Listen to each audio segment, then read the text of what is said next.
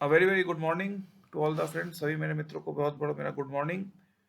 और ये आशा करता हूँ कि जो कुछ भी सीखा हूँ जीवन में, जो कुछ भी पढ़ाई की है, वो चीज़ आप लोग के सामने रख सकूँ। और आप जो है, आप और मैं दोनों ही हमारे इस सेशन से कुछ सीखें। और हम लोग नॉलेजेबल हो, क्योंकि क्योंकि जब कई सीनियर्स ने कहा कि प्रियेश, जब तुम इतना जानते हो तो क्यों नहीं जो है जाके बताते हो किसी को, क्योंकि पढ़ाई लिखाई में जब तक बांटोगे नहीं तब तक वो बढ़ेगा कैसे। ये लिखा भी गया है कि न भातृभाज्यम न भारकारी वै कृते वर्धते नित्यम विद्याधनम सर्वधनम प्रधानम, हम बच्चन में हमने पढ़ा। लेकिन चलो वो उसका तो उसकी बात अब नहीं। आज दूसरी दूसरी थोड़ी सी बात करना चाहूँगा प्रियेश होने के नाते। और ये चाहूँगा कि आप सभी जो भी लोग हैं, जो भी सब मित्र हैं, उस पॉइंट को समझें। तो जैसे मैं इस पे आता हूँ, ठीक है। तो जैसे मैंने कई बार इस बात को बताया है, रिपीट फॉरवर्ड करने का कोई मतलब नहीं, तब भी मैं कहता हूँ कि देखिए, कि मैं कभी पढ़ने का मुझे कोई शौक नहीं था। मैं क्रिकेट खेलना चाहता था। उस समय हम लोग थे तो सौरव गांगुली, सचिन तेंदुलकर, फिर धोनी आए थे जब, तो क्रिकेट ही एक गेम था भारत में। हॉकी बस नाम का था, ध्यानचंद जी का एट इंटरनेशनल लेवल। और कभी अभिनव बिंद्रा का, लेकिन फंडामेंटल जो इंडिया की लाइफलाइन थी वो क्रिकेट थी। और वर्ल्ड कप के समय मेरा दो दोस्त था, वो आया था अरेबिया से, नहीं यार शायद वहां से आया था, कुवैत से आया था शायद, अगर मैं गलत नहीं हूं। तो उसने बताया था इंटरमीडिएट में आगे कि प्रियेश, ये मैनचेस्टर यूनाइटेड के बाद सबसे जो रिच बोर्ड है वो बीसीसीआई है।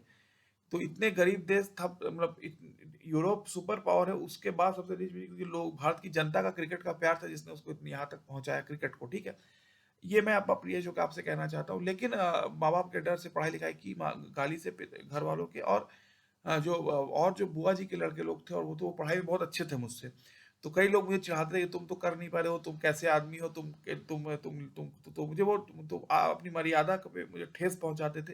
तो वो कंपटीशन के चक्कर में भी पढ़ लेता था। मतलब मैं कभी पढ़ने का बचपने में तो शौकीन नहीं था। एक लेवल पर आके मजबूरी होती है। बीटेक में आपके पिताजी ने 5 लाख रुपए लगाया है, अगर आप बाहर पढ़ते हो तो और 5 लाख रुपए आपका लगता है, तो 10 लाख रुपए अगर कोई लगे किसी का तो डर हो जाता है, इतना घर वालों ने लगाया, क्या मैं फेंक दूं इसको। तो लेकिन जो मैंने बताया, चलिए उस पर ज्यादा मैं समय व्यर्थ नहीं करूंगा। मैं आज आता हूँ मुद्दे पे, ठीक है। तो जैसे मैंने आपको पहले अपना इंट्रोडक्शन दिया कि I am Priyesh Ghosh and I did my computer science and engineering, then I went to Sida in Maharashtra, then after this, but due to my family consideration, they wanted always a good government job because they thought that it was a very prestigious thing. तो पहले मैंने SSC staff selection commission, फिर UPSC की तरफ जाने का प्रयास किया। या यूपीएससी तो दिल्ली लेवल पे होता है, जो स्टेट लेवल पे होता है, या राज्य लेवल पे, जैसे समझ लीजिए, मैं कैसे बताऊं, जैसे समझ लीजिए मणिपुर है या आसाम है, तो या समझ लीजिए आपका राजस्थान है, या कोई भी स्टेट ले लीजिए, तो उसको पीसीएस कहते हैं, प्रोविंशियल सिविल सर्विस, ठीक है। तो provincial civil service state level पे होता है। UPSC, union public service commission, उससे ऊपर होता है। ये चीज है। और एसएससी स्टाफ सिलेक्शन कमीशन, तो मतलब अगर मैं स्टाफ सिलेक्शन कमीशन को एशियन गेम्स मान लूँ, तो यूपीएससी ओलंपिक है, समझ लीजिए, ठीक है। अगर स्टाफ सिलेक्शन कमीशन को एशिया कप मान लूँ, तो यूपीएससी जो है वो वर्ल्ड कप है। ये होता है, ठीक है। मैं आप, क्योंकि बहुत लोग जानते नहीं है, तो मैं बता देता हूँ, ठीक है। तो आ जाते हैं आज के मुद्दे पे। और आशा करता हूं कि मैं, क्योंकि जब एक, जैसे आज के समय 2020 बहुत पॉपुलर है, 3 घंटे में क्या कहते हैं उसकी तरह, क्या नाम है उसका, टाइगर श्रॉफ के फिल्म की तरह 3 घंटे में खत्म हो जाता है 2020 लोग। और 5 दिन का कोई हंस गया रहता, 4 दिन की जिंदगानी, 5 दिन का टेस्ट मैच। तो टेस्ट मैच अब कौन देखे, आप लोग 2020 देखना चाहते हैं। हमारे समाज का ये एक माइंडसेट है, ठीक है। और तो इसीलिए मैं 1 घंटे तक का स्पीच दे सकता हूँ। कुछ कुछ टॉपिक नहीं होते, जैसे समझ लीजिए, मैं अगर आपसे को the complete philosophy and history of computer science, तो कहाँ शुरू होता है, एबाकस, और इन एबाकस, फिर आपका एडवैक इनियक लॉगरिथमिक मशीन, फिर आपका फोर्ट्रॉन जो कि प्योरली मैथमेटिकल सेंस में था, फिर सी सी प्लस प्लस जो कि फिर जावा, तो आपका web development C C plus plus desktop level पे होता है, फिर जावा वेब डेवलपमेंट पे, फिर आपका एम एस डॉट नेट, फिर एटसेट्रा एटसेट्रा, ठीक है। लेकिन अब इस चीज को अगर एक 10 मिनट में समझाने, तो मैं अपने साथ गलत करूंगा, ठीक है। सिमिलरली प्रियेश होने के नाते आपसे मैं कहना चाहता हूँ, प्रियेश होने का इस बात से, कि सिमिलरली अगर मैं मुगल साम्राज्य की बात करूँ, मराठा साम्राज्य की, सिख रूल की बात करूँ, या भारत के इतिहास की बात करूँ, जो कि आपका पंजाब, आज की तक्षशिला, नालंदा, और क्या नाम है, और आपका जो जो क्या नाम है, उदांतपुरी, या आपका बौद्धिज्म, सारनाथ का जो सारनाथ है आपका, या लुम्बिनी जहाँ पर गौतम बुद्धा जी का जन्म हुआ था, या आपका श्रीलंका जहाँ पर अशोक ने अपने पुत्र संघमित्रा और महेंद्र को भेजा था। ये तो बुद्धिज्म या बाहम्यान, जहाँ की अफगानिस्तान में जहाँ तालिबान ने बुद्धा को बम से उड़ा दिया, उसमें वो सब तो यही तो कुछ चीजें जो है ना 5 मिनट में नहीं हो सकती, उसको कुछ समय चाहिए, लेकिन तब भी मैं कोशिश करूंगा अपनी अपनी बात को बहुत ही संक्षिप्त में रखने की, ताकि आप लोग का इंटरेस्ट बना रहे, ठीक है। देखिए भाइयों बहनों, सभी मित्रों में आज टॉपिक है जो एकेडमिक्स तो मेरी लाइफ का हिस्सा है, क्योंकि मैंने घर वालों के डर से पढ़ा, लेकिन मेरा टॉपिक है the modern day technocrat and his dilemma.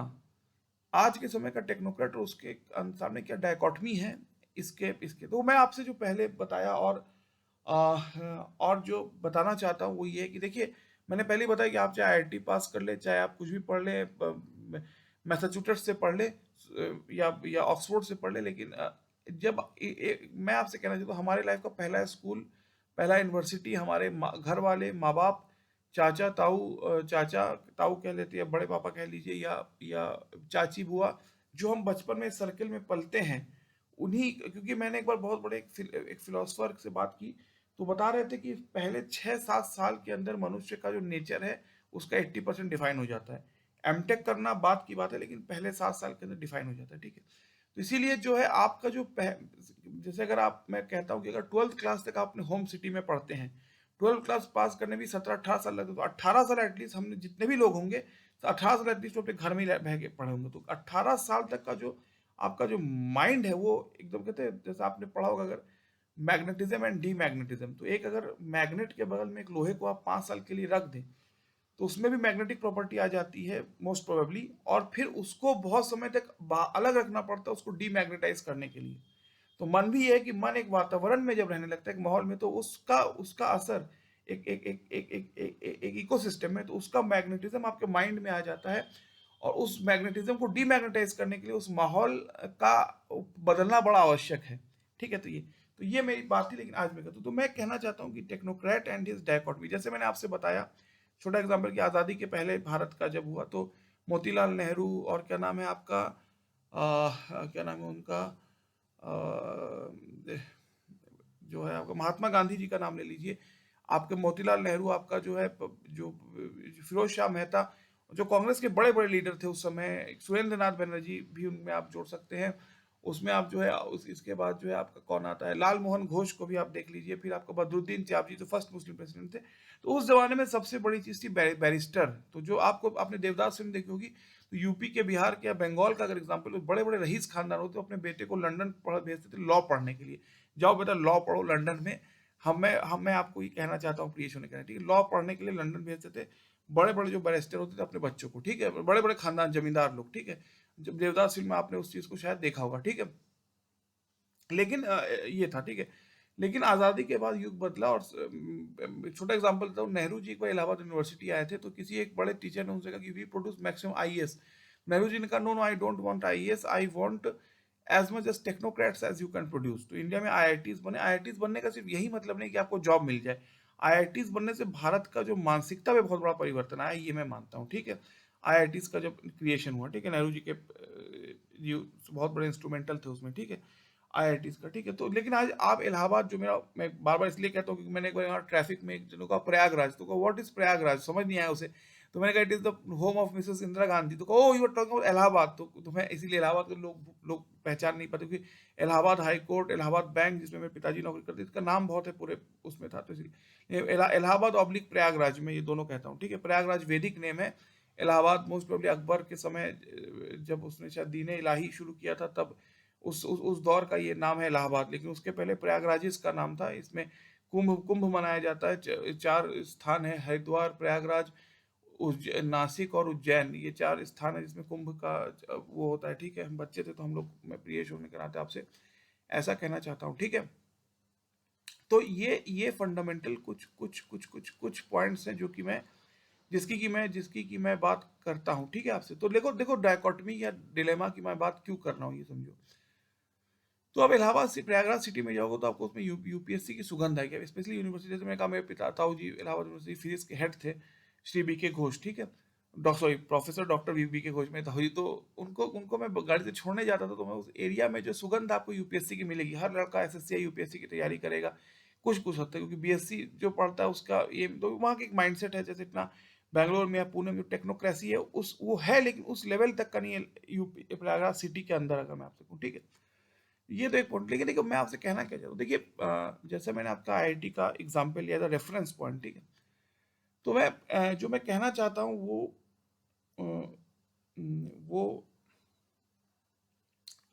निश्चित वो जो पॉइंट है वो ये है कि हाँ, जो मैं आपको डायलेमा की बात बता रहा था। अब देखो, जैसे मैं समझ लो मैं जैसा हम अपने एग्जांपल से बोलते हैं, मैं शेक्सपियर और न्यूटन का एग्जांपल को लो, अपना एग्जांपल ही मैं लेता हूँ। तो जो है देखिए, मैंने कहा पढ़ने का मुझे शौक नहीं था, माँ बाप के डर से मैंने पढ़ाई लिखाई की, लेकिन मैं हाई स्कूल में जब गया तो मुझे अच्छे परसेंट आ गए। घर वालों को 90 शायद 85-86% की उम्मीद थी, मैं उससे थोड़ा कमी पे पहुंच पाया, लेकिन घर में बड़ा दुखी थे लोग कि हम अच्छा परसेंट नहीं पा पाए, लेकिन बुआ जी ने मम्मी को कहा कि तुम अच्छा अच्छा तो किया, इतना आपके बाबू सोना ने। तो वो 10th का था। 10th के बाद मैं एक्चुअली बगल के स्टूडेंट्स को पढ़ाना शुरू किया बिना पैसे के। तो वो बहुत तारीफ करते थे कि मेरे पापा स्पेशलिस्ट असिस्टेंट थे बैंक में, लेकिन वो बोल नहीं पाते, तो मैनेजर साहब का बेटा बहुत अच्छा पढ़ाता है। तो ऐसे उन्होंने बोला, और उन्होंने हमारे अगल बगल वालों ने इसको, तो उसे मुझे बहुत खुशी हुई कि ये कहते हैं। तो मैंने तब पढ़ाना शुरू किया। पढ़ाने से एक बहुत ही एक रेस्पेक्टफुल मुझे लगा। और दूसरी चीज़ ये है कि मैं आपसे जो कहना चाहता हूँ कि अब तो अपना बाप पढ़ाना भैया सबसे बड़ा रुपये, लेकिन उस समय पैसे के लिए नहीं पढ़ाता था, ठीक है। पहले जब इनिशियली 10th की बात है, ठीक है। ये मेरा कहना है प्रियेश होने के नाते आप सभी से, ठीक है। तो तो तो मैंने पढ़ाया इसलिए क्योंकि वो एक नाम हो अच्छा, और वो ठीक है। ये तो एक फैक्टर है, ठीक है। लेकिन मैं जो कहना मैंने जो आपको डायलेमा किया, उसकी बात की, डुअलिटी की बात की। अब देखिए प्रॉब्लम क्या है, जो मैं कहना चाहता हूँ, मैं आशा करता हूँ कि आप लोग मेरी बात बहुत इंपॉर्टेंटली समझेंगे। अब जैसे मैंने हाई स्कूल पास किया तो 11th में आया, तो मुझे पता नहीं था। हाँ, तो क्लास के सभी जो टॉपर्स थे वो साइंस लेते थे, ठीक है। तो मैंने, क्योंकि दिक्कत ये थी, जैसे आपको इंडियन एडमिनिस्ट्रेटिव सर्विस उसका जो प्रीकर्सर वो आर्ट्स है। जब इंटर में आपको साइंस कॉमर्स आर्ट्स 3 डिपार्टमेंट, लेकिन मेरे कॉलेज प्राइवेट स्कूल था, तो आर्ट्स कोई लेता नहीं था। तो साइंस और कॉमर्स, साइंस होता है, कॉमर्स जो कि अच्छे स्कोर ना पर उनके लिए बैकअप है कॉमर्स, जो हम स्कूल में जब पढ़ते थे 12th क्लास तक, ठीक है। हमें जाके जब हमने एसएससी का एग्जाम दिया, तो एक लड़के ने कहा कि आर्ट्स एक बैकग्राउंड होता है, तो मुझे पता नहीं था। तो कहा प्लीज, इंटर में आर्ट्स भी होता है, जिसका कि बीए, जिसके बाद बीए होता है, फिर इंसान आईएएस दे सकता है। क्योंकि ये उसने बताया, बीए बीएससी, और बीएससी तो चलिए साइंस का वो हो गया, ये मेरे मित्र ने मुझे बताया, ठीक है। ये यूपीएससी का बेसिक्स है, ठीक है। मैं आपको समझाता हूँ, ठीक है। तो जो मैं कहने की कोशिश कर रहा था आप सभी से, वो ये है कि जो है कि इंटरमीडिएट हाई स्कूल दिया माँ बाप के डर से। फिर इंटरमीडिएट पहुंचे, इस वजह से साइंस लिया क्योंकि सारे जो टॉपर लड़के जो थे वो साइंस लेते थे, ठीक है। साइंस में लिया, और जब साइंस लिया, इंटरमीडिएट पास आउट हुआ, तो 1 साल आईआईटी का तैयारी किया, क्योंकि वो था। तो घर वालों का सीधा कहना था कि अगर आईआईटीज और ट्रिपल आईटी जैसे कॉलेज में ना हो, तो तुम्हें फिर जो है बीटेक नहीं करना, तुम्हें जो है फिर बीएससी करना है, क्योंकि ऐसे प्राइवेट कॉलेज कोई मतलब नहीं। लेकिन आखिरी मोमेंट मुझे आज भी याद है, मेरे जो पाप एरिया में से कुछ डॉक्टर्स थे बड़े बड़े, उन्होंने पापा से कहा कि नहीं, आप अपने बेटे को इंजीनियरिंग पढ़ाइए। तो वो एक टेक्निकल लाइन है, वो जॉब ओरिएंटेड लाइन है, as compare to BSc. BSc मैं आपसे समझाता हूँ, बीएससी ज़्यादा थ्योरेटिकल फिजिक्स है। जैसे इलेक्ट्रॉनिक्स हुआ, इलेक्ट्रोस्टैटिक्स हुआ, जैसे ये हुआ, ये BSc the theoretical physics as compare to BTech which is the practical field, ठीक है। मैं दोनों का डिफरेंस आपको समझाता हूँ, ठीक है। एक होता है थ्योरेटिकल स्टडी, होता है प्रैक्टिकल। जैसे कंप्यूटर साइंस को अगर आप देखें, तो इसमें जो डिस्क्रीट मैथमेटिक्स है, जो थ्योरी ऑफ ऑटोमेशन है, जो CBNST computer based numerical and statistical technique है, कुछ हद तक जो थ्योरी ऑफ ऑटोमेटा थ्योरी है, जो आपका ऑपरेटिंग सिस्टम है, ये थोड़ा हद तक जो है, ये जो है थोड़ा हद तक आपका आपका जो है थ्योरेटिकल ज़्यादा है, एज कम्पेयर टू जो प्रैक्टिकल आप लैपटॉप पे आप अपने सिस्टम पे बनाते हैं। तो कंप्यूटर साइंस में भी अगर आप देखें, डिस्क्रीट मैथ का जो सर्कल है, वो थ्योरेटिकल कंप्यूटर साइंस है। मतलब आपका सेट थ्योरी हुआ, आपका रिलेशंस हुआ, आपका ग्राफ थ्योरी और ग्रुप थ्योरी, जो उससे जिससे आप जैसे आप डिस्क्रीट मैथ जब पढ़े, जैसे आपने एल्गोरिदम पढ़ा, कंपाइलर पढ़ा, या आपने कुछ और पढ़ा, तो आपको प्रोग्राम बनाना पड़ेगा। Discrete math as a entity जब आप पढ़ते हैं, तो उसमें आपको प्रोग्राम का बनाना उसमें कोई मैंडेटरी नहीं है, लेकिन डिस्क्रीट मैथ से as a mathematical background of a computer science, ऐसा मैं मानो। डिस्क्रीट मैथ बहुत ही इंपॉर्टेंट है थ्योरी ऑफ कंप्यूटर को समझने के लिए, ठीक है। मैं ऐसा मानता हूँ, ठीक है। चलिए, इसमें तो अब आते हैं इस पे, डायकोटमी या डायलेमा है क्या, मैं समझा। देखो, मैं आपसे बताना चाहता हूँ कि तो अब जैसे यूपी का मैंने एग्जांपल दिया, क्योंकि अब जमाना बदला, सबको इंजीनियरिंग बना। यूपी में गांव गांव में आज भी क्या है, माँ बाप जमीन बेच के बच्चों को बीटेक बीटेक पढ़ाने में बहुत पैसा लगता है। हम 5 लाख एटलीस्ट फीस होता है, और 5 लाख फिर होता है आपका जो ये होता है क्या क्या उसके बाद तो समझ लिया बाहर कहीं कहीं रेंट पे रूम पे रह रहे हैं तो या हॉस्टल में, तो उसका ही पैसा लगता है 10 लाख रुपए लग रहा है। तो बहुत ज़्यादा पैसे वाला चीज़ है बीटेक पढ़ना एज कम्पेयर टू कोई बीएससी या फॉर एग्जाम्पल, ठीक है। ये मैं आपसे कहना टेक्निकल कोर्स है बीटेक, ठीक है, मैं आपको बताता हूँ, ठीक है। मुझे तो पता है, तो मैंने बीटेक में एडमिशन ले लिया, वो भी पास कर गया, ठीक है। अब उसके बाद क्या करें, उसके बाद सब घर वालों ने कहा कि एमटेक कर लो आईआईटी से, तो घर का नाम हो जाएगा, घर के बेटे हो इतना बड़ा अचीवमेंट पा लिया। तो ग्रेड एग्जाम में मेरा उतना अच्छा स्कोर हुआ नहीं, तो तब सीडैक पुणे का एग्जाम दिया, तो उसमें क्वालिफाई हो गया और महाराष्ट्र पुणे चला आया पहली बार, ठीक है। और रियली मैं आपसे बता रहा हूँ, मुझे ये पता नहीं था ठीक से कि मैं पुणे जाने के बाद करूँगा क्या, क्योंकि क्योंकि सीडैक से पास आउट होने के बाद क्योंकि मैं जैसा आपसे बता रहा हूँ कि जो घर की जो मानसिकता थी वो थी कि एक रिस्पेक्टेबल गवर्नमेंट जॉब, जैसे कि मैं आपको बताता हूँ, मैं लेता भी नहीं कंप्यूटर साइंस, मुझे इलेक्ट्रिकल की बात बहुत और मैकेनिकल की शायद बात मेरे मन में बार बार आ रही थी। लेकिन मैंने कंप्यूटर साइंस इसलिए लिया क्योंकि कंप्यूटर साइंस जो है, सब ने कहा कंप्यूटर साइंस बहुत ज़्यादा जॉब ओरिएंटेड है। मैंने पहले आईटी लिया था, अच्छा हुआ फर्स्ट सेमेस्टर में, तब कंप्यूटर साइंस में मैं ले पाया, ठीक है। मैं ये आपको प्रियश होने के नाते ये चीज़ें समझाने की कोशिश कर रहा हूँ, ठीक है, ठीक है। तो ये तो एक जो है पॉइंट हुआ, ठीक है। लेकिन जो दूसरा पॉइंट है जो मैं बताने की कोशिश कर रहा हूँ और मैं चाहूंगा बताना, जैसे मैंने आपको कहा कि मैं इलेक्ट्रिकल लेना चाहता था, उसके बाद तो जो तो एक्चुअली मैं आपको एक छोटा एग्जांपल देके बताता हूँ। बताता हूँ, हम मैंने एक बार मोस्ट प्रॉब्लम याद नहीं, बहुत दिन पहले की बात है, विप्रो में शायद अपना जो है वो Naukri.com के थ्रू मेरा जो है उसमें मैंने अप्लाई किया था। तो घर में जब मैं आया तो किसी को पता नहीं था, तो मेरे एक अंकल ने मुझसे पूछा कि आज क्या बात हुई, तो हमने कहा वो विप्रो, ठीक है विप्रो में अप्लाई कर दो, लेकिन करना तुम्हें इनकम टैक्स में है। तो मैं आपको बताता हूँ, तो ये एक मानसिकता होती है जिसका कि आपको जो कि है। अब मैं जो कहना चाह रहा हूँ डायकोटमी की बात कर रहा हूँ, ये अभी तक मैंने थोड़ा अपनी बात की, लेकिन अब बहुत इंपॉर्टेंट पॉइंट है, बहुत ध्यान से सुनिएगा जो मैं कहना चाहता हूँ।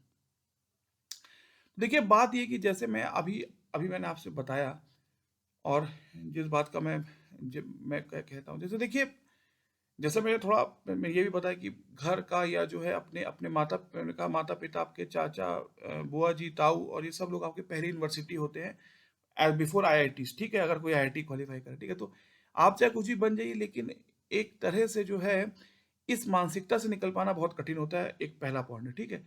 दूसरा एक इशू है कि देखिए जो पुलिस सर्विस है, ये इनकम टैक्स डिपार्टमेंट है, पहले पोस्ट एंड टेलीग्राफ था, अब रेलवे है। ये सब 1860 या 1870 से इंडिया में है, मतलब आज से 150 200 साल पहले से, या 175 ईयर्स पहले से। लेकिन जो आज के जॉब है, जैसे वेब डेवलपमेंट है, जैसे आपका क्लाउड कंप्यूटिंग है, आर्टिफिशियल इंटेलिजेंस है, मशीन लर्निंग है, ये आज से 10 या 20 साल पहले आए हैं। उससे पहले आपको 1960 में कि मोहम्मद रफ़ी के साहब टाइम पे कोई वेब डेवलपमेंट या क्लाउड कंप्यूटिंग नहीं होता था। उस समय और पुलिस एक्चुअली इसलिए बहुत ज़्यादा है कि पुलिस डिपार्टमेंट की अगर आप बात करें बहुत पावरफुल है। इनकम टैक्सेशन का भी बहुत प्रॉब्लम है, आपको समझा दूं, शराब पे सबसे ज़्यादा टैक्स लगता है और चावल पे सबसे कम। तो टैक्सेशन का पूरा डिसाइडेशन होता है, उसके लिए ये तो गवर्नमेंट है, उसके टॉप मोस्ट ऑफिसर्स हैं जो कि टैक्स को पूरा गवर्न करते हैं कि कितना परसेंट टैक्स किस में होना चाहिए, ठीक है। ये ठीक है, मैंने आपको बताया, एक छोटा एग्जाम्पल दिया, ठीक है।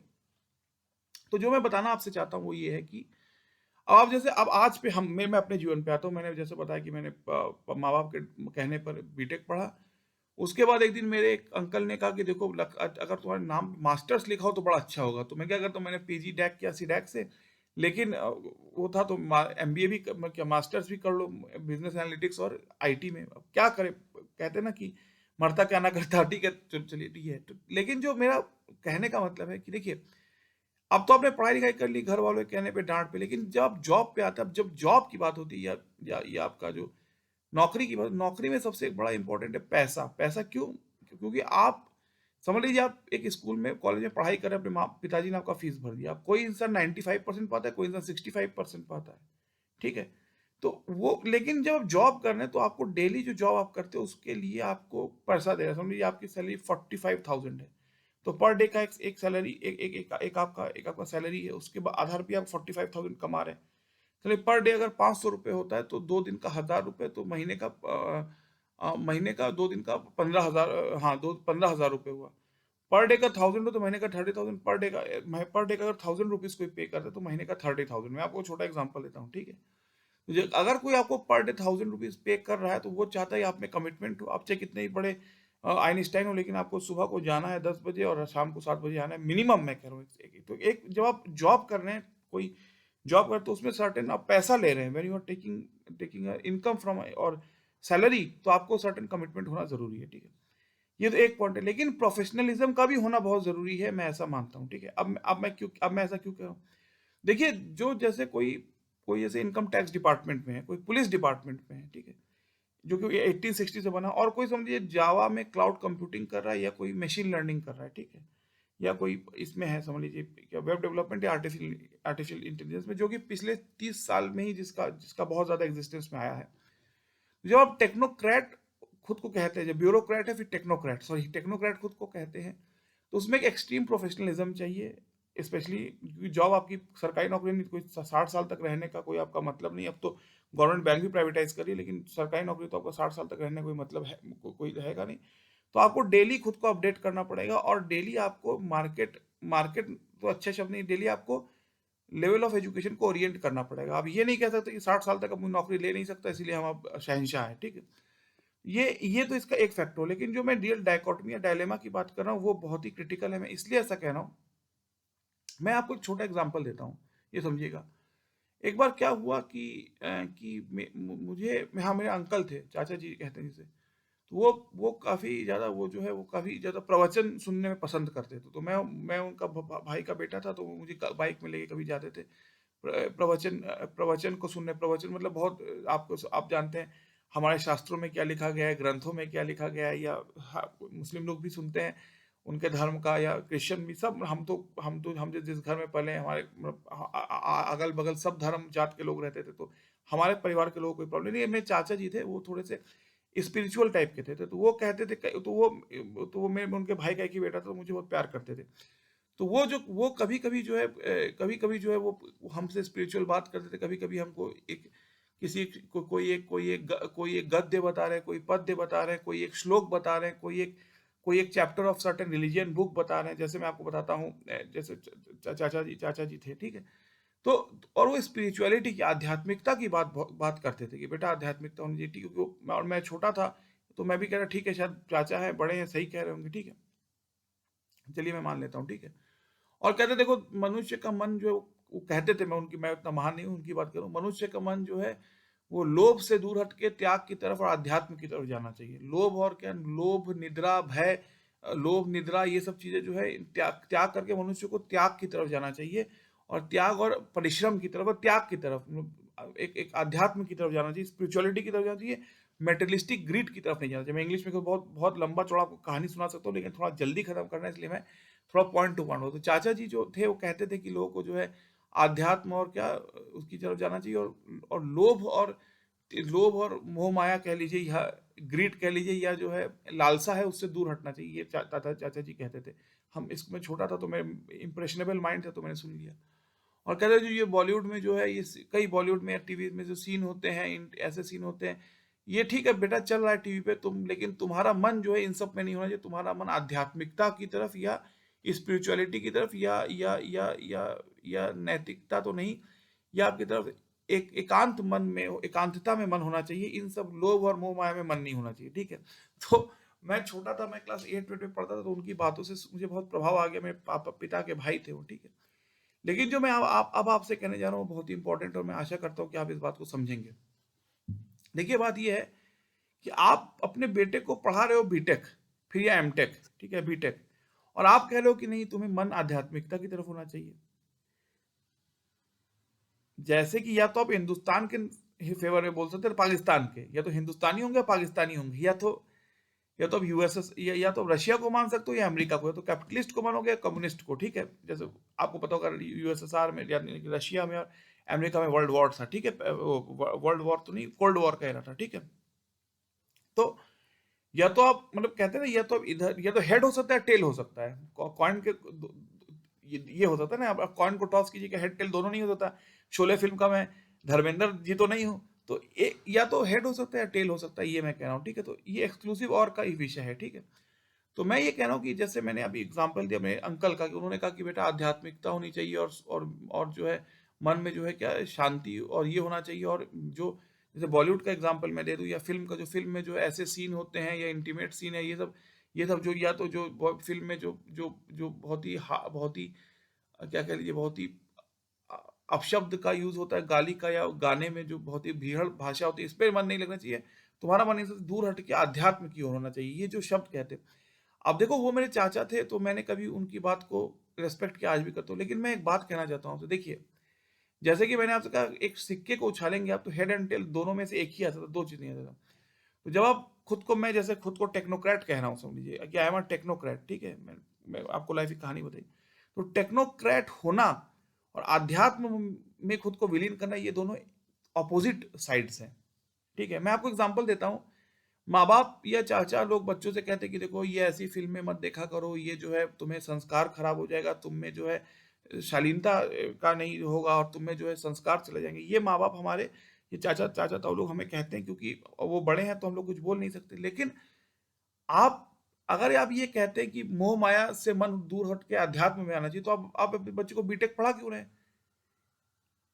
अगर आप बीटेक पढ़ा रहे हैं, तो आप ये नहीं कह सकते मोह माया से मन दूर होना चाहिए। आप अब बताइए, मैं आपको बड़े बड़े सिटीज, पुणे का और बैंगलोर का एग्जाम, इतनी बड़ी बड़ी कंपनीज हैं, कैब जेमिनी है, विप्रो है, टेक महिंद्रा है, टीसीएस है, या टेक महिंद्रा, टाटा को मैं थोड़ा, टीसीएस को मैं हटा देता हूँ। ये इन सारे जो कंपनीज के जो सीईओ हेड है, जो कंपनीज को चला रहे हैं, क्या इन लोग कोई धर्मशाला तो इन्होंने नहीं खोली है? इन्होंने कंपनी चलाई है प्रॉफिट के लिए। पुलिस डिपार्टमेंट में हो सकता है कुछ लोगों जो कि मानवता के लिए काम कर रहे हैं, जो कि, और जैसे इनकम टैक्स डिपार्टमेंट कुछ जो मानवता के लिए। लेकिन जो ये आईटी कंपनीज हैं, मैं अपना एग्जांपल, इनका एम तो प्रॉफिट है। प्रॉफिट या लॉस, होता है प्रॉफिट। मतलब उनका एम मैटेरियलिस्टिक, भौतिक ही एम है उनका। उनका एम आध्यात्मिक नहीं है। और अगर आप दुनिया को देखो देखो, मैं आपको बताता हूँ, 1990s तक इंडिया की जो ग्रोथ थी, उसको हिंदू ग्रोथ रेट कहते हैं। 2% या 2.5% ग्रोथ थी, जब मिसेस गांधी का समय खत्म हुआ, राजीव गांधी जी का युग था। तो कहते थे हिंदू जो होते हैं वो मेहनत नहीं करना चाहते, वो खुद को आध्यात्मिक कहते हैं, और जो है, इसलिए हिंदू ग्रोथ रेट कहते थे, तो 2 या 2.5%। एक्चुअली तो मनमोहन सिंह और पीवी नरसिम्हा राव का जो कॉम्बिनेशन था, उसने पहली बार एक अलग तरह का बजट दिया, और उसमें लिबरलाइजेशन, ग्लोबलाइजेशन और प्राइवेटाइजेशन आया। आप बैंगलोर में एक बार बाइक से घूमिए पूरे बैंगलोर में, तो आप पूरे बैंगलोर में देख पाएंगे कितनी इंडिया की भी आईटी कंपनीज, और मेजोरिटी आईटी कंपनीज दूसरे सिंगापुर और आपका यूएसए, इन सब से आई हुई हैं। और इन्होंने एक्सट्रीम मनी जो है, इनकी जो, अगर आप जॉब करेंगे इन कंपनीज में, जैसे गूगल फॉर एग्जांपल, तो उसमें एक्सट्रीम आपको सैलरी मिल सकती है। पुलिस डिपार्टमेंट में आप 100 बार भी उसको मल्टीप्लाई कर लीजिए, शायद वहां तक सैलरी आपकी पहुंचेगी नहीं, ठीक है। लेकिन पुलिस डिपार्टमेंट में और जो इनकम टैक्स में, इसमें पावरफुल बहुत है। मैं जैसे एग्जांपल दे रहा हूँ, तो मेरा कहने का जो, तो ये तो मैं कहानी से, तो मैं अब फंडामेंटल पॉइंट पे आता हूँ, बहुत मैं कहना चाहता हूँ। देखिए, तो कहने का मतलब है ये है कि आप अगर अपने बेटे को टेक्नोक्रेट बनाना चाहते हैं, एमटेक और बीटेक कराना चाहते हैं, तो फिर आप आध्यात्म की बात मत कीजिए। आध्यात्म में कराना चाहते हैं, तो उसे फिर ह्यूमैनिटेरियन सब्जेक्ट पढ़ाइए। जैसे मैं अपना बताता हूँ कि जब मैं, क्योंकि मैं यूपी के इलाहाबाद सिटी में, मैं पला बड़ा प्रयागराज सिटी में, तो वहां पर जो यूपीएससी का एक सुगंध है। और जब यूपीएससी की आप तैयारी करते हो, इस यूपीएससी तो थोड़ा बड़ा स्टाफ सिलेक्शन कमीशन तक की बात करो, तो उसमें जब आप हिस्ट्री पढ़ते हो, जैनिज्म पढ़ते हो, आप जब क्या कहते हैं, आप जब भिक्षुक भिक्षुक किसे कहते हैं ये पढ़ते हो, या आप जब ह्यूमैनिटेरियन सब्जेक्ट्स पढ़ते हो, तो उसका जो इम्पैक्ट है, उसमें आप में एक आध्यात्मिकता, या आपने आप में एक स्पिरिचुअलिटी आती है। लेकिन जब आप कंप्यूटर साइंस में पढ़ो, ऑपरेटिंग सिस्टम, जावा, वेब डेवलपमेंट, तो उसमें क्या स्पिरिचुअलिटी आप में आएगी? तो वो तो स्पिरिचुअलिटी नहीं आ सकती ना। तो मेरा जो कहने का जो मूलभूत अर्थ है, वो ये है कि ये है आपसे, कि जो ये बातें हैं हमारे घर वालों की, वो हमें शायद प्यार करते हैं, तो हमको, और हमको तो कहते हैं कि आप में आध्यात्मिकता, स्पिरिचुअलिटी होनी चाहिए, आप में जो है, जो है त्याग की प्रवृत्ति होनी चाहिए, लोभ और मोह माया से और अत्यंत महत्वाकांक्षा नहीं होनी चाहिए, ऐसा जो ये कहा जाता है, ये सब। तो ये सारी चीजें अगर आप एक बच्चे को सिखा रहे हो, तो फिर उसे टेक्नोक्रेट मत बनाओ। और टेक्नोक्रेट बनाना है, तो ये सब चीज मत सिखाओ। दोनों के रास्ते अलग है ना, ईस्ट और वेस्ट दोनों के रास्ते अलग है। तो दिक्कत ये है कि क्योंकि देखो, मैं आपसे बताता हूँ, मैं जैसे मैं पुणे में भी रहा, बैंगलोर में, गुड़गांव, दिल्ली में भी रहा। तो वहाँ जो सारे आपके आईटी और एमबीए बेस्ड जो कंपनीज, या बिजनेस एनालिटिक्स में जो कंपनीज खुले हुए हैं, उनका एक ही में प्रॉफिट प्रॉफिट या मनी कैपिटलिस्टिक एम है। उनका एम वेलफेयर का एम नहीं है, उनका एम समाज सेवा का एम नहीं। समाज सेवा हो सकता है कि पुलिस के कुछ लोग या सिविल गवर्नमेंट के या इनकम टैक्स, जो कि जिनका एम, या डॉक्टर जो सरकारी डॉक्टर थे उनका एम हो सकता है, लेकिन उनका एम ये हो सकता है, लेकिन जो जैसे मैं अपना अपना उदाहरण आपको दे रहा हूँ, तो लेकिन एक टेक्नोक्रेट का जो एम है, वो एम स्पिरिचुअलिटी या जो है क्या कहते हैं, जो क्या क्या क्या पूर्ण रूप से नहीं हो सकता। बहुत सभ्य भाषा का इस्तेमाल कर रहा हूँ इसके लिए, ठीक है। जैसे अगर आप दुनिया में अमेरिका को इतने पावरफुल हुए थे एक समय, आज भी हो, रशिया हमारा सबसे बड़ा डिफेंस सपोर्टर है। जब जब इंदिरा गांधी जी की फौज घुसी थी बांग्लादेश में, तब आपका फ्रांस, इंग्लैंड, हाँ, जो मैं कह रहा था, जब इंदिरा जी की फौज रशिया में घुसी थी, सॉरी, इंदिरा जी की फौज जब बांग्लादेश में ईस्ट पाकिस्तान घुसी, क्योंकि वो इंटरनेशनल वायलेशन था, आप किसी देश में घुस नहीं सकते, तो फ्रांस, यूएसए सब ने जो है इंडिया का विरोध किया था। यूएसए ने अपना 7 फ्लीट भेज दिया था बे ऑफ बंगाल में। रशिया ने वीटो करके इंडिया को हेल्प किया था, इंडिया वो बांग्लादेश वॉर के समय, ठीक है। लेकिन 1991 में रशिया टूट गया, 15 देशों में टूट गया, क्योंकि उसके पास, क्योंकि पूरी उसकी जो माइंडसेट था उसका सोशलिस्ट और कम्युनिस्ट उसमें उस पे बिहेवियर पे था, एक तरह से कहिए, और कैपिटलिस्ट माइंडसेट नहीं था। तो इकोनॉमी उसके पास, जैसे पाकिस्तान तो तुम एग्जांपल नहीं देते, रशिया ओवर मिलिटराइज नेशन था, बहुत उसमें आर्मी थी, उसने हिटलर को हराया था, उसके पास न्यूक्लियर वेपन अमेरिका से कम नहीं थे, अगर ज्यादा नहीं थे, ठीक है। लेकिन वो क्योंकि क्योंकि इकोनॉमिकली वो इतना स्ट्रांग नहीं था, तो इट कुड नॉट सर्वाइव, और 15 टुकड़े हो गए। जब ताशकंद में जहाँ शास्त्री जी गए, तो वो पहले रशिया का पार्ट था, यूएसएसआर का। और एक और बात बताता हूँ, जो फर्स्ट वर्ल्ड वॉर हुआ था उसमें जो है यूएसए, रशिया, ये सब एक टाइप में थे, और आपका वो भी जो है आपका लंदन, ये सब एक तरफ थे, और इटली, जर्मनी और जापान एक तरफ था, ठीक है। ये मैं आपको बताना चाहता हूँ। लेकिन क्योंकि जैसे मैंने आपसे बताया, लेकिन क्योंकि, हाँ, लेकिन क्योंकि जो है जापान और इटली एक तरफ था, तो नेताजी ने इसीलिए जापान से हेल्प मांगी, और सिंगापुर से उन्होंने आज़ाद हिंद का निर्माण किया, जिससे वो इंडिया घुसना चाहते थे। लेकिन इसके बावजूद रशिया था यूएस इंग्लैंड के साथ, लेकिन रशिया ने तब भी नेताजी की फौज को रिकॉग्नाइज किया, जिसको यूएसएसआर कहते थे, सोवियत यूनियन कहते थे, ठीक है। और इंदिरा जी को भी हेल्प किया जबकि बांग्लादेश में इंडिया की फौज घुसी, ठीक है। ये तो दो चीजें मैं कहना चाहता हूँ, और ये कहना चाहता हूँ, ये ठीक है, ये हुआ, ठीक है। लेकिन प्रियेश होने के नाते मैं आपसे अब और एक बात कहना चाहता हूँ। तो अगर आप आज के टाइम का देखते, इंडिया इतना यूएसए में अगर 25 कंपनी है बड़ी बड़ी, उसके सीईओ इंडियन है, सुंदर पिचाई हो, सत्या नडेला हो, इंदिरा नूई हो, क्यों, जसकरण सिंह हो, क्यों? क्योंकि जो यूएस की जो पूरी कैपिटलिस्ट थ्योरी है, जिसको हम प्रॉफिट एंड लॉस थ्योरी कहते हैं, या प्रॉफिट या मनी बेस्ड थ्योरी है, वो जो है, वो, और उसको सबसे पहले ऑथराइज किया मनमोहन सिंह और पीवी नरसिम्हा राव की 1991 गवर्नमेंट में, जब सोना गिरवी रखने वाले थे इंडिया, ठीक है। और तब भारत का पूरा पूरा रूप चेंज हुआ, भारत का वो, और भारत जो इतना इतना जो है, आज वर्ल्ड की 4th लार्जेस्ट इकोनॉमी हम हैं, ठीक है। क्योंकि उसके पहले जो हिंदू ग्रोथ रेट कहते थे हिंदू जो है वो कभी भी मेहनत नहीं करना चाहते, वो जीवन में सेटिस्फाई रहना चाहते हैं, इसलिए हिंदू ग्रोथ रेट 2 या 2.5% के ऊपर नहीं होती थी। आज हम देखते हैं मनमोहन सिंह और आपके गवर्नमेंट में इतनी ज़्यादा ग्रोथ रेट है कि 8% तक भी हम ग्रोथ कर सकते हैं। हम देख रहे हैं कोविड में बहुत बुरी हालत थी, लेकिन उसके बाद फिर हमने इतना उठा है कि ग्रोथ कर सकते, तो वर्ल्ड की थर्ड हमारी इकोनॉमी है, ठीक है। तो ये एक चीज़ हो। लेकिन हम अगर अमेरिका को या यूरोप को आदर्श मानते हैं, क्यों? यो कैपिटलिस्टिक थ्योरी का मतलब क्या होता है? मनी ओरिएंटेड या प्रॉफिट ओरिएंटेड थ्योरी। वो बेसिकली वेलफेयर ओरिएंटेड नहीं है।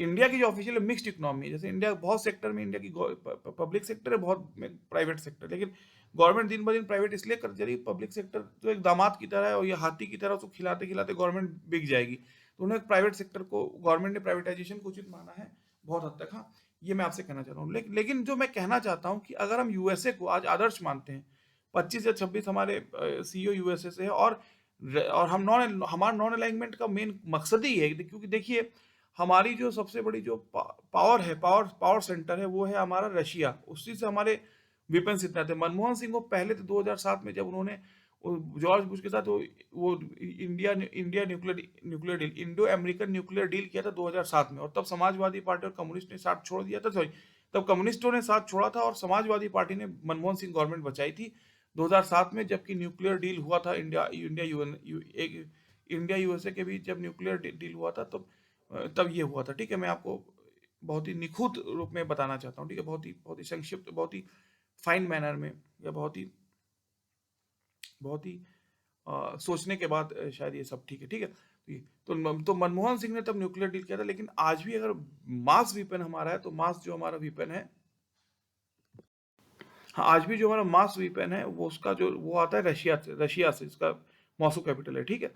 लेकिन न्यूक्लियर डील और लेकिन हमारी जो इकोनॉमिक सुपर पावर है वो वेस्टर्न वर्ल्ड से डिराइव होती है। तो जैसे आपकी अगर मैं आईटी फील्ड में हूँ, सबसे बड़ी बड़ी आईटी कंपनीज कहाँ है आज की आपकी आएंगी, जैसे कैप जेमिनी, कॉग्निजेंट, एप्पल, ये सब जो इंडिया में जो अपना अमेजोन, ये सब या तो यूएसए से है या तो यूरोप से है, ये चाइना से भी है और कोरिया से भी है। लेकिन ये सब कंट्री जिसको कि आप इंटरप्रेन्योरशिप कहते हैं, मोदी कहते हैं स्टार्टअप डे, ठीक है, मैं आपको समझाता हूँ, ठीक है। तो इसीलिए तो जो इकोनॉमिकल हमारा जो पर्सपेक्टिव है वो वेस्टर्नाइज्ड हो गया है अब हम उस कम्युनिस्ट थ्योरी पे, जैसे मैं आपको बताता हूँ, सोशलिस्ट और सेकुलर वर्ड इंडिया की संविधान में नहीं था। मिसेस गांधी ने सेकुलर वर्ड को मैं बाद में कहता हूँ, सोशलिस्ट वर्ड इसलिए घुसा है क्योंकि एंट्री है, क्योंकि रशिया का बहुत बड़ा प्रभाव था। मेरा गाना भी वो आपको नहीं पता, राज कपूर का गाना था आवारा हूँ, तो वो गाना जो है रशिया में बहुत पॉपुलर था। और तेरी राहों में जहां तक लुटा जाएंगे, मौत क्या चीज है, ये भी गाना रशिया में बहुत फेमस है। तो रशिया इंडिया का बहुत बड़ा, मेरा जूता है जवानी पतलून इंग्लिस्तानी सर पे लाल टोपी रूसी, तो रशिया और इंडिया का बहुत बड़ा गठजोड़ था, ठीक है। लेकिन आज अगर आप देखिए तो, और इंडिया में जो जयशंकर जी हैं और पहले नरसिम्हा नेहरू जी हर समय नॉन अलाइनमेंट की बात करते थे, इसीलिए कि वर्ल्ड की दो मुख्य ताकतें हैं, एक है रशिया है, एक है अमेरिका है। इंडिया इन दोनों के साथ किसी के साथ बुरा नहीं होना चाहता, रशिया के साथ तो होना ही नहीं चाहता, वो तो हमारा बहुत करीब है। तो अमेरिका भी बहुत ज्यादा, अगर देखो आप, अमेरिका की मजबूरी पाकिस्तान है, क्योंकि आप जानते हैं कि अफगानिस्तान और जब रशिया को तोड़ा अमेरिका ने, तो पाकिस्तान एक बेस ग्राउंड बना तालिबान का, ठीक है, शायद हाँ उस समय। लेकिन अगर टेक्नोक्रेट वे में देखो या इसमें देखो या साइंस टेक्नोलॉजी में, तो अमेरिका साइंस एंड टेक्नोलॉजी में प्लस डिफेंस में भी अगर आप देखें या उसमें दो, तो इंडिया की पॉलिसी है, हम ना इधर के होंगे पूरी तरह से। तो इंडिया नॉन अलाइनमेंट का जो मेन इशू मेरे हिसाब से वो है कि रशिया और अमेरिका दोनों के बीच में इंडिया किसी को बुरा ना हो, दोनों के ही बीच में सामंजस्य मेंटेन करे, इसलिए इंडिया का नॉन अलाइनमेंट मूवमेंट। अब मीठी मीठी बातें मोदी जी बाहर करते हैं, लेकिन रियलिटी ये है कि हम रशिया और अमेरिका दोनों से बुरा नहीं होना चाहते। हम अपना देश चलाएंगे, और रशिया अमेरिका दोनों को ही दोस्त मान के चलेंगे on paper. On the background क्या होता है उस पर मैं कुछ कह नहीं सकता, ठीक है। तो जो मेरा कहने का तात्पर्य है आपको यह है कि जब आप कहते हैं अपने भाई के बेटे को या अपने अपने अपने बच्चे अपने घर के बच्चे को कि तुम में आध्यात्मिकता नहीं चाहिए, तुम में जो है सोच की गहराई होनी चाहिए, तुम में त्याग और क्या, और तपस्या, और त्याग, और क्या त्याग एक शब्द एक है क्या है, और लोभ से दूर होना चाहिए। तो ये जब आप कहते हो तो फिर उसके लिए एमटेक और बीटेक का शोभा नहीं देता। ये तो एमटेक और बीटेक ये तो सीधा कही कि तुम्हारा जीवन भौतिकता या फिजिकल रिक्वायरमेंट के लिए बहुत हद तक बना हुआ है, ठीक है। क्योंकि देखिए बात ये कि इस मानसिकता से आप, जैसे फॉर एग्जांपल चलिए मैं समझ लीजिए, मैं आपको एग्जांपल, तो मेरे घर के बगल का एग्जांपल है, वो अंकल थे, उनके भाई ने एक कार खरीद लिया, तो चिल्लाने लगे भाई पे, तुम कार क्यों खरीदे, ओला तो है, सॉरी उसमें ऑटो तो है भाई के घर में, जानते हो इंडिया में कितनी गरीबी है, कार खरीदने क्यों गए। अब आप मुझे बताइए कि मैं मतलब not me, a person like me, अगर मैं कुछ अच्छा जॉब करता हूँ, मुझे लाखों में मेरी सैलरी है, तो इंडिया के लोग क्या उससे अमीर हो जाएंगे। इंडिया में तो बहुत गरीब है, 150 करोड़ पॉपुलेशन है इंडिया में। तो क्या इंडिया के लोग गरीब है इसलिए मैं भी अपनी लाखों की सैलरी छोड़ दूँ, को नहीं मैं तो कमाना नहीं है मुझे क्योंकि इंडिया के लोग गरीब है। ये कैसी मेंटेलिटी, क्या गरीब रहने के लिए हमारा जीवन बना हुआ है। लेकिन मैं आपसे कहना चाहता हूँ कि जो इसीलिए मैं जो मेरा ये कहने का मतलब है कि जो मैंने वो डायकोटमी, बहुत ध्यान सुनिएगा जो मैं आप कह रहा हूँ, कि आप जो कह रहे हैं अपने अपने अपने अपने अपने बच्चे से, आप उससे कि आध्यात्मिकता की तरफ जाओ, लोभ और मोह माया से दूर रहो, और क्या बॉलीवुड में, क्योंकि उसमें बॉलीवुड में और नेटफ्लिक्स में और उसमें इंटीमेट सीन आते हैं और ये ऐसी सीन आते हैं, इससे दूर रहो, इससे तुम्हारे मन में जो है ग्रीड, लोभ का संचार होगा, तुम जो है हर समय आध्यात्मिकता की तरफ रहो। तो ये अगर आप सिखा रहे हैं तो उसके लिए सही प्लेटफॉर्म फिर एमटेक और बीटेक नहीं है, उसके लिए सही प्लेटफॉर्म ह्यूमैनिटीज की पढ़ाई, आप उसे कुछ जो है पढ़ाइए, कुछ ह्यूमैनिटेरियन सब्जेक्ट जो कि यूपीएससी में आते हैं, ये आते। क्योंकि देखिए मैं आपको समझाता हूँ भाई, आध्यात्म से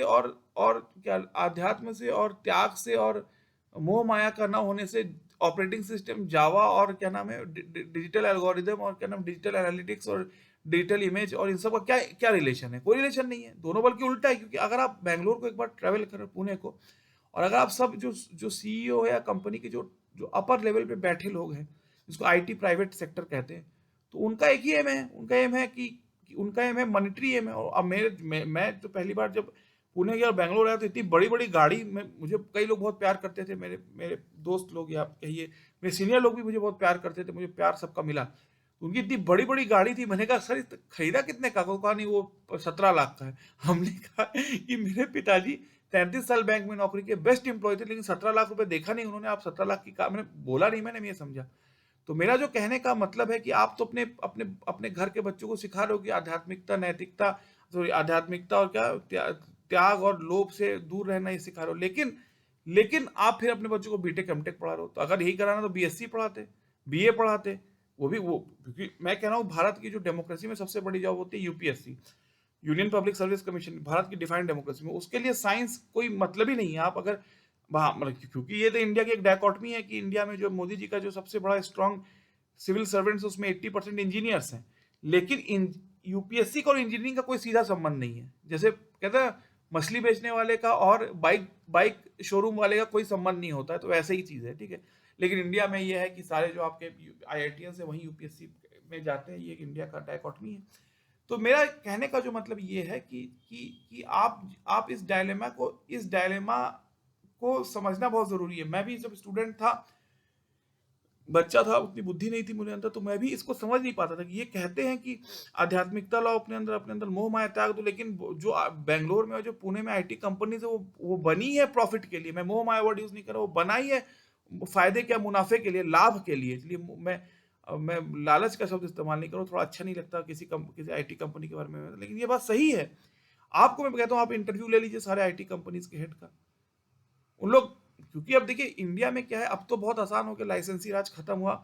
उस जमाने में जब आपका 1980s था, तब प्राइवेटाइजेशन का नहीं था, तो एक छोटा लैंड रिक्वायरमेंट के लिए, एक छोटा इसके लिए 50 ऑफिस में साइन कराना पड़ता था। ये है आप क्या कहे, ट्रांसपोर्ट ऑफिस, फिर आपका बोर्ड ऑफिस, ये धमका ऑफिस, फलाना ऑफिस, 25 ऑफिस के बाद आपको होता है ये। तो अब इतना ईजी है कि आप जैसे भी मैं देख रहा था बॉम्बे मुंबई सिटी में योगी आदित्यनाथ जी इंटरव्यू दे रहे थे, तो उन्होंने बोल रहे थे, उन्होंने कहा कि आप बस हमारे यहाँ इन्वेस्ट कीजिए, आपको कहीं ऑफिस जाने की जरूरत नहीं है, ऑटोमेटिक ऑथराइजेशन है, इसको निवेश कहते हैं हिंदी में, इंग्लिश में इन्वेस्टमेंट कहते हैं। तो यूपी में उन्होंने कहा इन्वेस्ट कीजिए, ऑटोमेटिक ऑथराइजेशन, आपको कहीं जाने की जरूरत नहीं, ऑटोमेटिकली सब आपका टिक बाय टिक, जैसे वो होता है ना, वो आप जब वो बनाते हैं अकाउंट बनाते हैं गूगल या फेसबुक में, टिक टिक टिक टिक करो, क्लिक हो गया आपका। आपने या तो बैंक, आजकल इतना अच्छा, आप बैंक से आपको समझाता हूँ, बैंक के पहले अकाउंट बना, पिताजी बैंक में थे, अकाउंट बनाना जैसे लगता था कि युद्ध लड़ने के बराबर है। अब देखिए मैंने, आप चाहे गवर्नमेंट बैंक हो चाहे प्राइवेट, अपना आधार और पैन कार्ड दे दीजिए, बस हो गया, सब कुछ हो जाएगा। और फोन नंबर वो लिख दीजिए, पेपर में लिख के 4 पेपर दे दीजिए, वो करेगा ठीक है सर, एवरीथिंग सब ऑटोमेटिक है।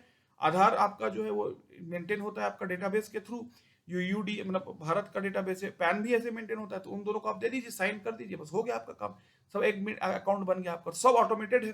तो ये मैं आपको समझा रहा हूँ, ठीक है। तो मेरा कहने का मतलब ये है कि जैसे समझ लीजिए, जिसको हम आध्यात्मिकता और संतत्व कहते हैं, या जिसको हम कहते हैं कि लोभ और मोह माया से जो है अपने आप को बचाना, या जैसे घर वाले कहते हैं कि ये फिल्म मत देखा करो, इसमें जो है ये जो है तुम्हारा क्या, इसमें जो ये जो है ये तुम सीन देख रहे हो, ये सब जो है तुम्हारे मन में जो है, पता नहीं कि तुम्हारा मन जो है भ्रम की तरफ चला जाएगा, या जो है तुम्हारे मन में जो है क्या उच्च विचार, तुम्हारे मन में उच्च विचार नहीं आएंगे। या तो मैं सिंपली कहता हूँ, जैसे कभी कभी कहते थे मानवता के 2 आधार, सादा जीवन उच्च विचार। तो सादा जीवन और उच्च विचार जो है, मैं इसकी रेस्पेक्ट करता हूँ, लेकिन मैं कहता हूँ सादा जीवन और उच्च विचार टेक्नोक्रेट के लिए फिट नहीं होता। मैं आपको बताता हूँ, मैं अभी एक बहुत बड़े कंपनी के मेरा फ्रेंड था, तो वो पुणे में शायद था पहले, अभी तो बेंगलोर में है। तो वो बता रहा था, वो काफ़ी हाई पोजीशन पे था, उसको कई अपने कंपनीज के लोगों से, बड़े बड़े लोगों से उसका बातचीत है। तो मैंने कहा कि, तो बता रहा था उसकी कंपनी से 80s में बनी है, ठीक है, मैं नाम लेना उचित नहीं समझता। तो उसने कहा कि भाई एक आईटी कंपनी को बिल्ड अप करने के लिए अगर तुम्हें किसी पॉलिटिशियन के साथ नेगोशिएट करना पड़े, मैं नेगोशिएट वर्ड यूज कर रहा हूँ, मैं ब्राइब, घूस और चोरी और ये सब का वर्ड यूज नहीं कर रहा हूँ, आउट ऑफ डिसेंसी, तुम्हें करना पड़ेगा। क्योंकि भाई एक स्टेट के अंदर, जैसे कर्नाटक एक स्टेट है, यूपी की स्टेट है, उसके जो कस्टोडियन है वो एक चुनी हुई सरकार है। उसके 3-4 मेन एलिमेंट्स हैं, एक आपकी पुलिस, आपकी, एक है आपका जो है सिविल सेक्रेटरीट है, एक आपका जो है इनकम टैक्स डिपार्टमेंट है, और आपका लैंड है। जैसे आप जानते हैं कॉन्स्टिट्यूशन ऑफ इंडिया का जो दिल्ली है, उसके हाथ में आपकी फोर्स रहती है, एक्सटर्नल रिलेशन रहता है, बीएसएफ, सीआरपीएफ, ये। लेकिन law and order state subject है, लैंड भी स्टेट सब्जेक्ट है, ठीक है। तो इसी तरीके से दो डिवाइडेशन, दो दो दो फंडामेंटल कॉन्स्टिट्यूशन का डिवाइडेशन होता है। तो अगर आपको अपना बिजनेस या आपका, जैसे योगी जी ने कहा, निवेश, अगर आपको इन्वेस्टमेंट खोलना है किसी स्टेट में, समझ लीजिए इंडिया का कोई भी आप प्रांत ले लीजिए, जम्मू कश्मीर का मैं बात नहीं कर रहा हूँ, लेकिन कोई भी प्रांत ले लीजिए, खोलना है, तो वहाँ के जो लोकल एडमिनिस्ट्रेशन है उसकी उस पर थप्पा या मोहर या उसका उसका उसका साइन होना चाहिए, ठीक है, हाँ, कि वो जब तक स्टेट अलाउ नहीं करेगा आपको लैंड ही नहीं मिल सकता। लैंड पाने के लिए स्टेट का परमिशन चाहिए कोई किसी भी तरह का, ठीक है। तो तो तो उस समय, क्योंकि अब तो इंडिया में पूरा ये आपका इंटरप्रेन्योरशिप और क्या कहते हो आईटी एरा, या आपका क्या कहते हैं startup and startup and companies का, या ये पूरा जो है क्या कहते हैं उसे न्यू क्या मेक इन इंडिया, ठीक है, ये है। लेकिन 90s के जमाने में ऐसा कुछ नहीं था। तो उस समय अगर आपको चमचागिरी करनी, नेताओं के पैर के नीचे झुकना है, चमचागिरी करनी है, तलवे चाटने हैं, मतलब ये वर्ड यूज नहीं करना चाहता, लेकिन ऐसा भी उस समय करना पड़ा है आईटी और ये आपको प्राइवेट इंटरप्रेन्योर्स को, क्योंकि मैंने जैसे आपको बताया, आप क्योंकि इतना पैसा है जो आपके प्राइवेट इंटरप्रेन्योर, जैसे आपका एक बैंक का क्लर्क जो होता है, समझिए सरकारी बैंक क्लर्क, उसकी जो सैलरी है उससे कम 5 गुना सैलरी होती है एक आईटी पर्सन की, अगर उसको ठीक से मिले, मतलब अगर समझिए उसकी 50,000 मान लो, तो उसके मतलब मैं बोलना नहीं चाहता, आप समझ लीजिए मैं क्या कहना चाहता हूँ, 4-5 गुना ज्यादा सैलरी हो सकती है अगर आप थोड़े अच्छे अच्छे लेवल पे आईटी इंडस्ट्री में जॉब करते हैं, ठीक है। तो ये ठीक है, तो अब इतना ज्यादा मनी है जो आपका कॉर्पोरेट सेक्टर में है फॉर एग्जाम्पल, तो वो बहुत पावरफुल है। लेकिन 80s में ऐसा कुछ नहीं था, उसको हिंदू रेट ऑफ ग्रोथ कहते थे 80s में। और आपका जो, तो एक छोटे से इंटरप्रेन्योर जिसे कहते थे उसमें, तुम बेटवा बिजनेस करत हो का, एक छोटे से इंटरप्रेन्योर को भी 25 ऑफिस घूमना पड़ता था, एक ऑफिस को एक 25 परमिशन लेने पड़ते थे एक ऑफिस को खोलने के लिए, उसको रन करने के लिए, ठीक है। आज का जैसा नहीं, जैसे योगी जी कह रहे हैं, मोदी जी कह रहे हैं कि it is all so much easy, ठीक है। तो ये तो लेकिन अब भारत उस 91 के बाद से भारत का दौर अलग है, भारत अलग एक दिशा में आ चुका है। लेकिन जो मैं कहना चाहता हूँ वो ये है कि जो ये कहा गया, मानवता के दो आधार है, जीवन के दो आधार, सादा जीवन उच्च विचार, सॉरी हाँ, सादा जीवन उच्च विचार, ये है दो आधार, ठीक है। ये चीज ठीक है बोलने के लिए, लेकिन ये चीज, अगर ये चीज आप मानते हैं और अध्यात्म को और मोह माया से दूरी को और जो बॉलीवुड के फिल्मों से दूरी को, क्योंकि उसमें कुछ इंटीमेट सीन हो सकता है, वेब सीरीज से दूरी को अगर आप जीवन का आदर्श मानते हैं, तो फिर आपको टेक्नोक्रेट और आईटी फील्ड में जाने का कोई आवश्यकता नहीं है। फिर आप ह्यूमैनिटीज पढ़िए, बीएससी पढ़िए, 10 बच्चों कोचिंग पढ़े, क्योंकि दोनों चीज की मेंटेलिटी में अंतर है। जो आपका टेक्नोक्रेट है, आपका जो आईटी फील्ड है, वो कोई वेलफेयर स्टेट नहीं है। जैसे हम कहते हैं ना, इंडिया को आज कहते हैं, जब रिजर्वेशन की बात आती है, जब गेहूं बेचने की बात आती है और खाना फूड की बात आती है, तो पार्लियामेंट में वेलफेयर स्टेट, तो जो वेलफेयर स्टेट का कॉन्सेप्ट नहीं है, या वेलफेयर वेलफेयर वेलफेयर मेंटेलिटी का कॉन्सेप्ट नहीं है, या वेलफेयर माइंडसेट कह लीजिए, वेलफेयर माइंडसेट का कॉन्सेप्ट नहीं है किसी किसी आपका आपका प्राइवेट सेक्टर में। उसका कॉन्सेप्ट है मनी ओरिएंटेड कैपिटलिस्टिक, में प्रॉफिट और गेन की बात नहीं कर रहा, लेकिन कैपिटलिस्टिक मनी ओरिएंटेड कॉन्सेप्ट है। आप अगर कोई काम कर रहे हैं तो वो बाप बड़ा ना भैया, सबसे बड़ा रुपया, ठीक है। अगर मैं ऐसा कह दूं कि मतलब किसी ऑफिशियल करप्ट को ब्राइब करना है, पैसा देना, ये मैं बोलूंगा नहीं, क्योंकि उचित नहीं है मेरे लिए बोलना, एक मर्यादा को मैं तोड़ना नहीं चाहता। लेकिन ये बात बिल्कुल सही है कि जो जो जो जो आपके आईटी कंपनीज में, जो आईटी फील्ड में मैं हूँ, या जो आपके बिजनेस ओरिएंटेड कंपनीज है, उनका जो फंडामेंटल माइंडसेट है वो है मनी ओरिएंटेड कैपिटलिस्टिक माइंडसेट। उनका एम वेलफेयर वेलफेयर या या या या स्पिरिचुअलिटी या स्पिरिचुअलिज्म नहीं है। तो ये फंडामेंटल एक आपको डिवाइडेशन क्रिएट करना पड़ेगा, क्योंकि एक्चुअली होता क्या है, मैं अगर अपना एग्जांपल लूँ, उस मेंटल स्टेट से निकलना बहुत कठिन है। जैसे मैं आपको कहा ना कि आप साइंस पढ़िए, एक मैग्नेटिज्म होता है, एक डीमैग्नेटिज्म। एक मैग्नेट बहुत स्ट्रांग, उसमें आप एक लोहे को रखिए और 3 साल तक ना निकालिए, तो इस लोहे में भी मैग्नेटिज्म की प्रॉपर्टी आ जाएगी। उसको फिर डीमैग्नेटाइज करने के लिए आपको 3 साल अलग रखना पड़ेगा, और जितना मैग्नेटिज्म होता है उतना डीमैग्नेटिज्म होता है, ठीक है, समझ गया आप कि लोहे को। तो वही हमारा भी करेक्टर है। हम हमारे घर, हमारे माता पिता या हमारे उसमें जो वो चीज सिखाते हैं बचपन में, क्योंकि मैंने कहा ना, पहला स्कूल पहला कॉलेज हमारा घर होता है, वो एक मैग्नेटिक इफेक्ट की तरह हमारे माइंड पे पकड़ लेता है, और वो इतना ज्यादा स्ट्रांग होता है कि हमारा सोसाइटी, हमारा सिटी, हमारा हमारा हमारा हमारे चाचा, सब लोग ये उस मैग्नेटिज्म को डीमैग्नेटाइज करने के लिए अभी आपको कई समय लग जाएगा। क्योंकि बाय मैं अगर अपना एग्जांपल दूं, 23 साल तक मैं कभी अपने घर से बाहर नहीं निकला, ठीक है, अपने अपने होम टाउन से, ठीक है, 23 का उससे भी ज्यादा अगर आप एग्जाम्पल ले लें, तो उस 23 साल में जो मैग्नेटिक इफेक्ट मेरे माइंड में घुसा है वो डीमैग्नेटाइज होते होते भी तो समझ लेगा, ये मैं नहीं कह रहा हूँ, ये लॉ ऑफ साइंस कह रहा है, ठीक है। तो ये तो इसी के लिए तो finally I want to conclude friends, this was a very philosophical topic and I wanted to explain all of you the fundamental thing is this that see, मैं हिंदी में भी बोलूंगा थोड़ा, see that concept of spirituality and सादा जीवन उच्च विचार, it is very good, and concept of जीवन मुक्त फ्रॉम मोह माया और ग्रीड, और एक और उस पर जाइए कि system life which is free from Bollywood and Netflix, और सॉरी बॉलीवुड और व्हाट यू कैन से और फिल्म्स, और what you can Bollywood films, or what you can say the uh, yes, let me continue, the Bollywood films, or what you can say the web series, all of them, all of these things, these things which become a part of life, ठीक है। the life which is free from it, it is maybe a good thing, but जो मैं कहना चाहता हूँ, और मैंने आखिरी स्टेप में कहा, लेकिन but a IT or a technocrat or a technocrat and a entrepreneur life is not a life which is for the welfare of others, right? मैं फिर इंग्लिश में बोल देता हूँ, थोड़ा मैं फिलोसफिकल ज्यादा हो रहा हूँ शायद। मेरा कहने का मतलब ये है कि what I want to say that see a life which may be based on philosophy, intellectuality, in to some extent spirituality, and whatever त्याग and all of these things, and which is free from any type of Bollywood or web series intimacy, right? For example, मैं example मैं हिंदी में बोल देता हूँ कि ये क्या कह लीजिए कि फिलोसफी, दर्शन शास्त्र, या जिसको हम कहते हैं कि जो मोह, जिसको हम ग्रीड कहते हैं, लालसा कहते हैं, या हम जिसको कहते हैं लालसा कहते हैं, इन सब चीज़ों से, या मोह माया भी आप शायद शब्द को जोड़ लेते हैं, और जो आध्यात्म है, ये जब इन चीज़ों का जो परिपेक्ष है, या इन चीज़ों का जो बेसिक रिक्वायरमेंट है, बेसिक जो रीज़न है लाइफ में, वो बहुत ही विपरीत है आपका, it is very reverse to the IT और टेक्नोक्रेट फील्ड, ठीक है। दोनों में कोई म्यूचुअल सेम कॉमन ग्राउंड नहीं है, दोनों एक दूसरे के म्यूचुअली एक्सक्लूसिव हैं, पढ़ते थे ना, probability of mutually exclusive, if A is there, B cannot be there, if B is there, A cannot be there, both cannot exist simultaneously, ठीक है।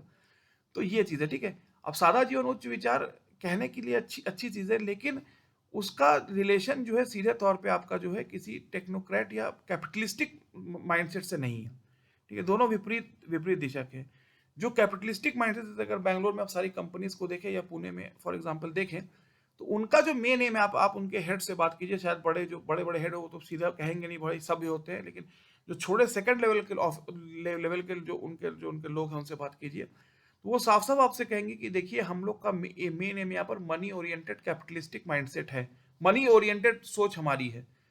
मैं कोई ये नहीं कहता, मैं कोई गंदे शब्द का, हार्ड वर्ड का प्रयोग नहीं करना, लेकिन उनका एम वेलफेयर माइंडेडनेस नहीं, वेलफेयर स्टेट या वेलफेयर स्टेट ऑफ माइंड का नहीं है कि हम किसी की सेवा भावना करें। उनका एम है पैसा कमाना या मनी ओरिएंटेशन, ठीक है। अब अगर आप इस दुविधा में पड़ गए कि हम जो है हम पैसे को देखें कि हम मानवतावाद को देखें, तो ये बहुत ही ज्यादा एक डायलेमेटिक कंडीशन है। तो मैं कहना ये चाहता हूँ कि अगर आप आध्यात्म को, स्पिरिचुअलिटी को मानते हैं और इस पथ पे आगे जाना चाहते हैं, तो फिर उसके लिए IT फील्ड या टेक्नोक्रेट होना बहुत सूटेबल नहीं है। उसके लिए आपका ह्यूमैनिटिक्स पढ़ाई कीजिए, जैसे UPSC का मैं बोलता हूँ, बहुत सब्जेक्ट हमने पढ़े, या SSC का बहुत सब्जेक्ट पढ़े, जो कि कंप्लीटली ह्यूमैनिटेरियन बैकग्राउंड पे है, ठीक है। और जो आपका टेक्नोक्रेट, जैसे जावा है, C++ है, ऑपरेटिंग सिस्टम है, एल्गोरिदम है, आपका क्या नाम है, CBNST, computer based numerical statistical methods है, फिर आपका कंपाइलर है, इनका क्या संबंध है आपके अध्यात्म से और स्पिरिचुअलिटी से? दोनों कोई मतलब नहीं है। इनका पढ़ के आपको एक जॉब मिलेगी एक बड़े IT कंपनी में, मोस्ट प्रोबेबली, या इसमें आपको परफॉर्म करना है, आपको उसके हिसाब से एक रिटर्निंग मनी मिलेगा। ना उसमें शेरो शायरी है, ना कोई उसमें गाना है, ना मोहब्बत है, ना अदावत है, ना प्यार है, ठीक है। इसीलिए मैं कह रहा हूँ, तो मैं इसलिए कहना चाहता था कि मैं जो था, जब मेरी एज 20s में थी, तो मैं इस चीज़ को समझ नहीं पाता था। मेरे बेसिक एक प्रॉब्लम थी अंडरस्टैंडिंग में, घर वालों का बहुत इम्पैक्ट था मेरी सोच पे। तो बहुत बेसिक एक फंडामेंटल प्रॉब्लम थी इस अंडरस्टैंडिंग में कि जो आपका टेक्नोक्रेसी है और जो आपका गूगल है और आपका माइक्रोसॉफ्ट है, उसका जो, या जेपी मॉर्गन है, उसका जो उसकी जो विचारधारा है, वो आपकी जो है आध्यात्मिकता और स्पिरिचुअलिटी से उसका कोई सीधा संबंध नहीं है। अगर कोई ऐसा है तो वो इसलिए है क्योंकि वो उस खानदान से उसने पला बढ़ा है, ठीक है। और रियलिटी में आप देखें, अगर आप आईटी कंपनी के मालिक हैं, आईटी या कॉर्पोरेट कंपनी के कोई, या किसी बिजनेस हाउस के मालिक है, तो आप में आध्यात्मिकता और अगर आप में बहुत ज्यादा स्पिरिचुअलिटी है तो ये आपको प्रॉब्लम क्रिएट करेगा, क्योंकि स्पिरिचुअलिटी और वो जो है उसके जो प्रॉफिट एंड लॉस, या कह लीजिए कि मनी ओरिएंटेड माइंडसेट के विपरीत है। तो या तो हेड्स होगा या तो टेल होगा, या दोनों एक साथ नहीं हो सकता, ठीक है। तो ये इसलिए मैंने इतना आपको बड़ा लेक्चर दिया शायद, क्योंकि मैंने अपने जीवन में इसको बहुत एहसास किया। मेरे लाइफ में डायकॉटमी थी, क्योंकि मैं ऐसे घर परिवार में पला बड़ा, चाचा ताऊ और बुआ जी लोग का अगर मैं एग्जाम्पल, चाचा का स्पेशली एग्जाम्पल लूँ, तो वो हर समय एक आध्यात्मिकता की और एक स्पिरिचुअलिटी की बात करते थे शायद, ठीक है। लेकिन जब मैं टेक्निकल फील्ड में मैंने देखा, पहली बार पुणे पहली बार देखा, फिर तो सब जगह गुड़गांव गया, अहमदाबाद भी कुछ हद तक गया, बेंगलोर तो अभी बेंगलोर का भी देखा, तो वहां पर जो है वो जो आईटी और बिजनेस का जो ओरिएंटेशन है, वो आपके स्पिरिचुअल ओरिएंटेशन से बहुत अलग है। वो वेलफेयर के लिए नहीं है, वो प्रॉफिट ओरिएंटेड है और मनी ओरिएंटेड है। That is my submission. और मैं आशा करता हूं कि मेरी बात सबको समझ में आई होगी और आप मेरी बात को सोचें और उस पर एनालाइज करें और उसको सही गलत का फैसला करें।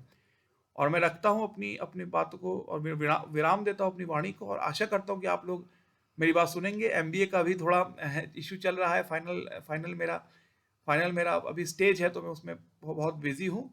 और मैं देखिए फिर आ गया ये एमबीए और बीटेक, तो वहीं फिर आता है कि जो है, फिर मैंने वही लास्ट पॉइंट आ जाता है कि अगर स्पिरिचुअलिटी और आध्यात्म चाहिए था तो फिर बीटेक क्यों किया, अगर बीटेक और स्पिरिचुअलिटी वो किया तो आध्यात्म में क्यों बहुत घुसना चाहते हो। तो दोनों के मार्ग अलग है, दोनों की दिशा अलग है, ठीक है। धन्यवाद, धन्यवाद, धन्यवाद।